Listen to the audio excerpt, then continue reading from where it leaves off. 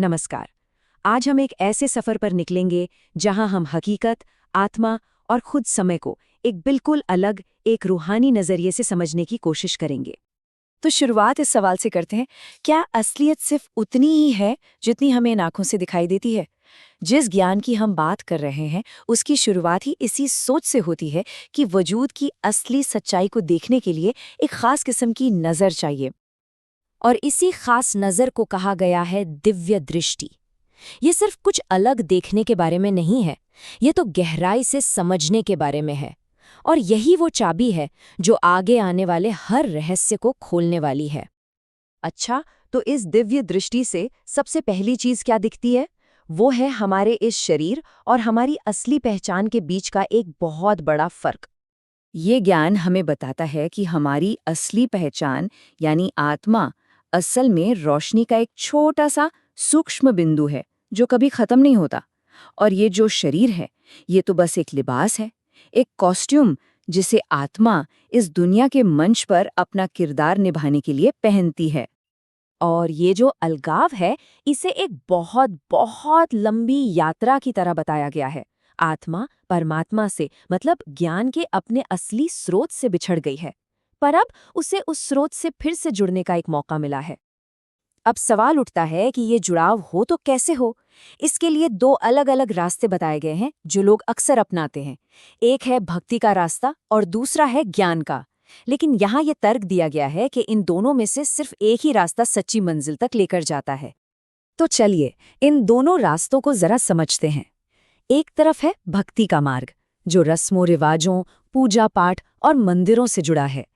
और दूसरी तरफ है ज्ञान का मार्ग, जो सीधी रूहानी समझ और परमात्मा से डायरेक्ट कनेक्शन पे जोर देता है।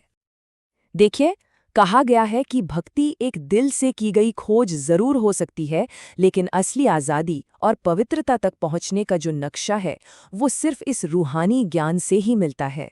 इसे एक दिव्य शिक्षक से सीधे पढ़ने जैसा बताया गया है। ये ज्ञान सिर्फ हमारी अपनी यात्रा के बारे में नहीं है, ये तो इतिहास को देखने का हमारा नजरिया ही पूरी तरह बदल देता है। ये इतिहास को एक सीधी लकीर की तरह नहीं, बल्कि एक ऐसे चक्र के रूप में दिखाता है जो कभी खत्म ही नहीं होता। जरा सोच कर देखिए, ये माना जाता है कि दुनिया का पूरा इतिहास, हर एक घटना, हर सभ्यता का बनना और बिगड़ना, सब कुछ सिर्फ एक 5000 साल के चक्र में होता है। और ये चक्र बार बार खुद को दोहराता है। और ये चक्र भी ना अलग अलग युगों से होकर गुजरता है। इसकी शुरुआत होती है सतयुग यानी स्वर्ण युग से, जहाँ सिर्फ शांति और पवित्रता है। और फिर धीरे धीरे गिरावट आते आते ये आज के कलयुग यानी लौ युग में पहुंच जाता है, जो पतन की आखिरी स्टेज है। और सबसे हैरान करने वाली बात तो ये है कि इस 5000 साल के चक्र को ड्रामा कहा गया है। एक ऐसा ड्रामा जो हमेशा बिल्कुल हूबहू दोहराया जाता है। इसका मतलब जो अतीत है वही हमारा भविष्य भी है, कुछ भी नया नहीं होता। तो फिर सवाल ये उठता है कि इस आत्मा को, इस रास्ते को, इस समय के चक्र को समझने का असली मकसद क्या है? मकसद है एक बहुत बड़ा बदलाव, एक ट्रांसफॉर्मेशन। इस पूरी यात्रा को ना अपना नजरिया बदलने के तौर पर समझाया गया है। इसे क्रिमिनल आंखों से सिविल आंखों में बदलना कहते हैं। क्रिमिनल आंखें वो हैं जो दुनिया को सिर्फ एक भौतिक, स्वार्थी तरीके से देखती हैं, जबकि सिविल आंखें वो हैं जो हर चीज में रूहानी सच्चाई और आत्मा को देखती हैं। और हाँ, ये बदलाव सिर्फ सोचने से नहीं होता, ये एक एक्टिव प्रोसेस है। जैसा हम देख सकते हैं, इसमें लगातार खुद को आत्मा समझना, परमात्मा को याद करना और दिव्य गुणों को अपनी जिंदगी में उतारना शामिल है। और ये सब इसी दुनिया में रहते हुए करना है।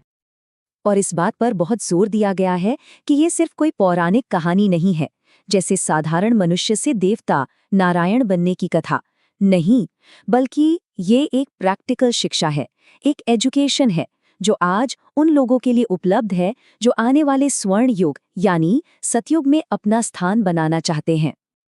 और हम आज की बात इस एक शक्तिशाली सोच के साथ पूरी करते हैं। ये बताता है कि दुनिया के तमाम प्रभावों से बचकर इस मंजिल को पाने की चाबी एक ही सर्वोच्च शक्ति पर अपना ध्यान टिकाए रखना है, क्योंकि जब ध्यान एक पर होता है तो कोई और असर हावी हो ही नहीं सकता।